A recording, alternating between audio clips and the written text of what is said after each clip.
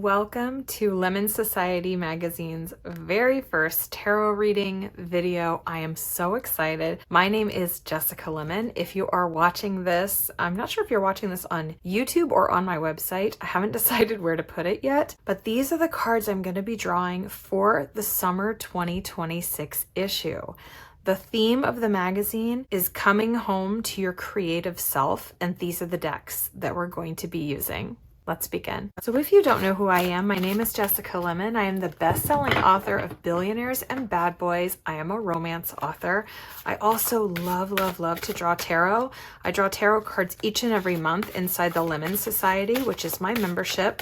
And we also have a Lemmon Society magazine. And the Lemmon Society magazine is actually free to read the article on. Woo! So we are talking about coming home to your creative self, and we are starting strong with the Queen of Cups.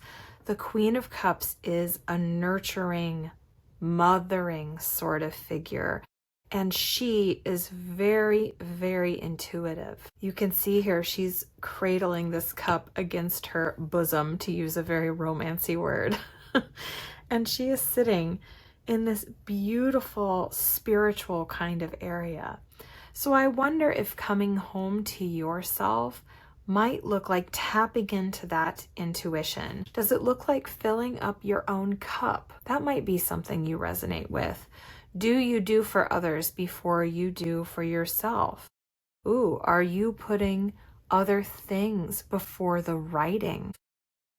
Since this is such an intuitive card, this is going to be less about sales and logic and SEO and metadata and plot and conflict and character.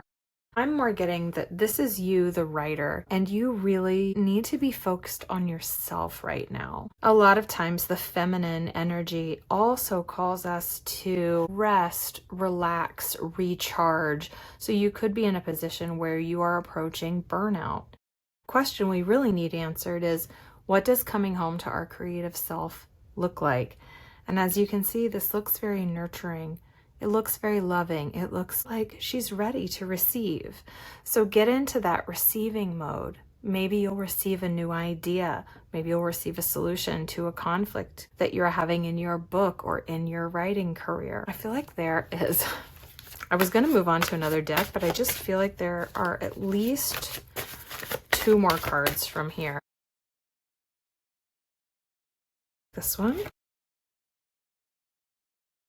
Let's see what else we have. Yep, there we go. Okay.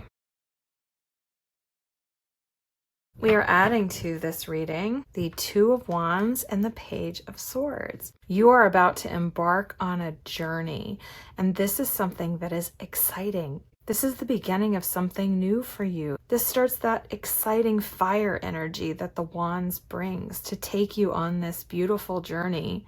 So here we're really being internal. Here we're really being external. Like, well, where are we going? We want to start looking at, what does this journey look like for us? Are you pursuing traditional publishing? Are you pursuing self-publishing? Is this your first book? Is this your 50th book? Are you trying to decide whether to stay with a certain publisher, go a different route, write a different genre? Two cards are cards about choice. So a lot of times you'll be weighing this or that. With our Page of Swords, a page always has a newness about it, but it's a childlike newness. So as you are coming home to your creative self, this card is asking you to be a little bit daring. I don't mean this in a dangerous way, although this page is standing at the edge of a cliff with his sword up. He's not really that concerned about tipping off the edge, meaning you should take a risk with this, especially with this fire energy coming in, and you should stand on the edge of that cliff, look at your options, and take the one that is the most exciting. If it's fearful and it has you closing up, I don't feel like that's the right choice for you. Coming home to yourself is really going to look like this beautiful intuitive energy, right? This filling up of your cup. So what is adventurous to you? I like to call myself creatively fearless because while I won't be doing any cliff diving anytime soon, I do write very bravely. I mean, my books are published all over the world, so being able to have that fearless nature in my writing allows me to be open and write whatever it is I want to share with the world. Okay, let's see what else. Oh, okay then. The universe has to say about coming home to our creative selves. So interested to find out. There we go. Okay, we have the frog and the lotus, metamorphosis, and we have the porcupine and anemone, boundaries. Okay, here's what I'm getting from these two cards. First of all, you are changing. That's what this choice is doing for you. As you're looking at ways to come home to your creative self, you want to be careful to set these boundaries as well. So this change is coming with a safety net. And guess who sets boundaries for you? You do. So that could mean a couple of different things. Let me see what I'm getting here. Metamorphosis is about change. It's about growth. It is about becoming something you weren't before, right? Frogs start out as tadpoles and then they have legs. Two very, very different beings. So as you are going through these changes, this journey is taking you on, that you are taking these risks that feel really, really good to you. Your growth is not going to make everyone around you happy. And I don't say that to scare you. I just say that to make you aware. Let me tell you, when you decide to write romance novels and you've never written romance novels before, there are going to be some people in your lives that are going to be concerned. Why are you doing that? Is that safe? Are you sure you're comfortable publishing that kind of content, right? But as you go through these changes, you're going to want to set some boundaries up to protect yourself because your creativity doesn't have any boundaries. Your creativity is the call of your very soul. So as you are answering this call and you are growing through this time in your creative life, you're going to want to protect that. Now that might mean not telling anybody what you're doing, and that's okay too. Sometimes our brand new dreams that we're inspired to do are very, very fragile. And if you feel like a parent or a sibling or a friend or a spouse, if you feel like you're telling them about this journey that you're going on to get approval, pause. I want you to pause and really, really think about that. When our dreams are so fragile and new, even when we're just changing what we're doing, you really want to protect where you are so that you are safe to be able to create. I also love how metamorphosis and boundaries are kind of bookending. And I love how this journey and this daring is kind of also bookending this one card. Trust yourself, trust your intuition, allow things to come to you, be open, let things flow. Okay, let's go ahead and pull. Well, we'll see what the universe wants to tell us about coming home to our creative selves. Okay. I'm not sure I want all of these. Well, it's kind of a pile. Yeah. I feel like maybe just two, but we'll see what happens.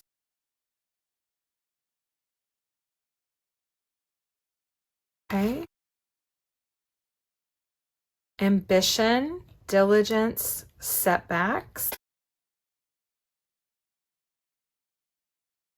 and delivering news, collaboration.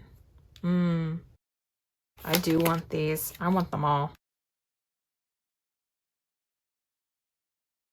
Discovery, augury, and the witch, experimentation, and rebellion. Okay, so our discovery, ambition, diligence cards. I feel like we're kind of getting this sort of movement with these. This metamorphosis that you are going through, you are going to be discovering a lot of things about yourself on this journey. So you have to really commit to this journey before you step on this path, especially knowing, I feel like the universe wants you to know that You are going to grow, so you can expect this to be a bit of a ride that's going to be like this. Just be ready for it. Doesn't mean it has to be bad, but as you're discovering these things about yourself, augury is like a sign of something to come, right? It's like an omen.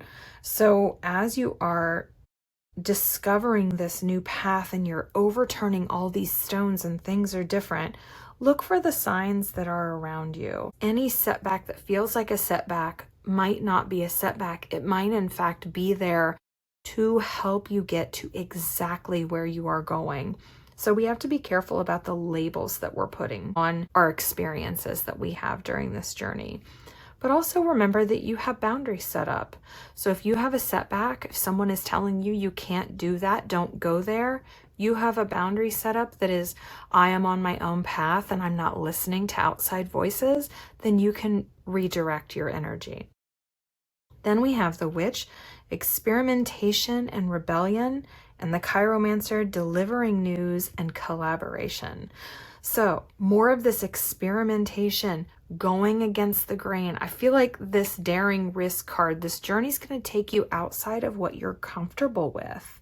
And it may take you to a place where you are in collaboration with someone you weren't expecting, or a publisher you weren't expecting, or maybe a muse that you weren't expecting, an idea that is new to you. The delivering news here to me says that this is going to be newsworthy to you. Something on this path will take you to a place where you have news to share. Oh my gosh, I got the biggest advance I ever had. The film rights have been sold. I'm getting my first audiobook. The traditional publisher reached out to me for one of my books that's already self-published and they want to publish it. So what news is coming to you? What news would you love to come to you? That's going to take experimentation and a bit of rebellion. You're going to have to step out of your comfort zone. So here's what's so interesting about this reading is that I asked, how can you come home to your creative self? And by the way, if this is not resonating, if you already knew what you were like, oh, I know exactly how to come home to my creative self, and none of this is feeling good to you, that is totally fine. But for some of us, if you're feeling like a full body expansion as you hear this reading, coming home to our creative selves is going to look like a home we don't really know, because we're going to another land and we're going to take risks and we're going to experiment and even rebel against these structures and ideas that are set up around what we think it means to write a book, what we think it means to be a writer. So trust that ambition and that discovery and look for those signs that point you in the right direction. I absolutely love this reading. I think it is so exciting. And I feel like you have, like I said, your book ended here by, yes, you're going to be growing and you get to set the boundaries for yourself. Really trust yourself through this process and allow these new and interesting things to come up. And just keep reminding yourself, I'm in charge. I've set my boundaries. I'm growing. And there's going to be some big news to share at the end of this journey. I hope you loved your reading for summer. This is a very exciting journey that you are embarking on. You're coming home to your creative self is a home that you might not recognize, is a home that's shifting, should feel a little bit scary and a little bit exciting because we want to grow. We don't want to stay in the same place. I invite you to visit Lemmon Society magazine. It lives at jessicalemmon.com.